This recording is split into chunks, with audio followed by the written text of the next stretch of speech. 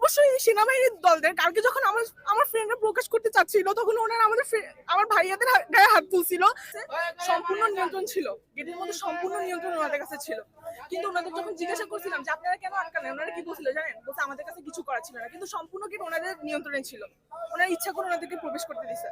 তারপর সবকিছু পুরোপুরি নিয়ন্ত্রণে আসার পর শেষ মুহূর্তে হয় না যে বাংলা সিনেমার মধ্যে নায়ক সব কাজ করার পর যখন পুলিশ আসে নিজের চেহারা দেখাইতে, ঠিক তেমনি পুরো সবকিছু নিয়ন্ত্রণ করার পর তারপরে পুলিশ আসছে নিজের চেহারা দেখাইতে।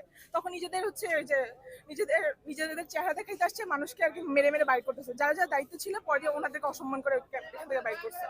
আপনাদের বহিরাগত বা শিক্ষার্থীদের ধারণা অনুযায়ী কতজন নিহতের সংখ্যা সেটি যদি একটু। আমাদের স্কুলের মধ্যে যদি আমি পার ক্লাসরুম বলি, কম করে হইলে 30 জনের অধিক স্টুডেন্ট থাকে পার ক্লাসে। যেহেতু আপনি ক্লাসরুমে অনেকগুলো ক্যাম্পাস দেখতেছেন, ক্লাসরুমগুলো মোটামুটি অনেকটা বড়। আমি বুঝি না কিভাবে ওনারা বলতেছে যে মাত্র 21 জন শিক্ষার্থী নিহত হয়েছে। পার ক্লাসে 30 জনের মতো স্টুডেন্ট থাকে, ওইখানে ওনারা কিভাবে কথা বলে? আহতের সংখ্যা ওনারা পুরোপুরি প্রকাশ করে নাই। তারপর অনেকে আহত অবস্থায় যারা হসপিটালে গেছে, ওইখানে অনেকজন স্টুডেন্ট মারা গেছে। আচ্ছা, এই যে প্রকাশ করতেছে না, এটার জন্য কাকে দায়ী মনে করতেছেন?